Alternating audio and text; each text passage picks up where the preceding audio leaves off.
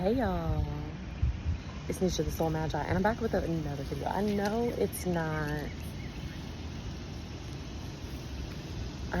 it's not Gemini season anymore, and we're not talking about the lovers, but I learned a very important lesson the other day, and this is love of family.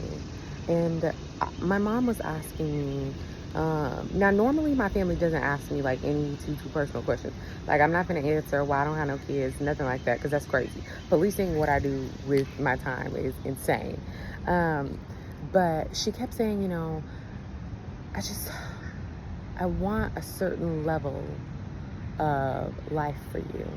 And she was talking about partnerships, and not just like with romantic partners, but like she was really praying over me. Like, I hope you have these types of friends, these types of business partners, these types of different things. And I was kind of thinking to myself, and she kept mentioning marriage. She was like, I want you to marry the things in your life. And I was like, I just wasn't understanding where she was coming from.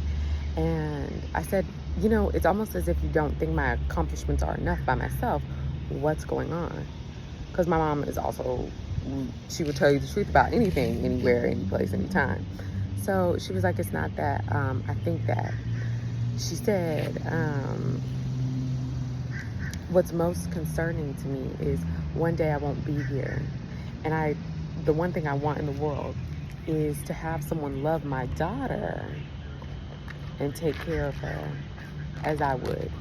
She said the most peaceful thing that a parent can know before or after. Now, she's not sick, but we do talk about like life endings for a while, because I think that don't make us figure out something in your passing that we could have known.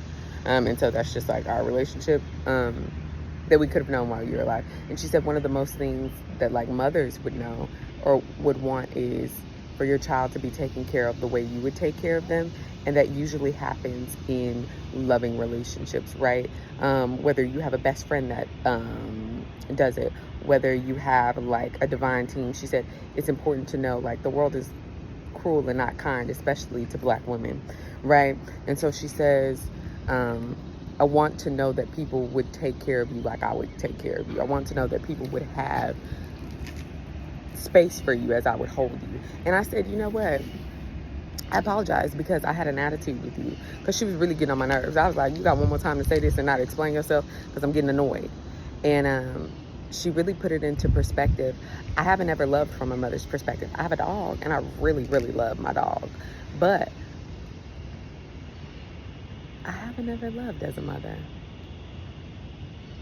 And so I couldn't see where she was coming from, because I'm like, no, I feel like I'm doing really great in these things.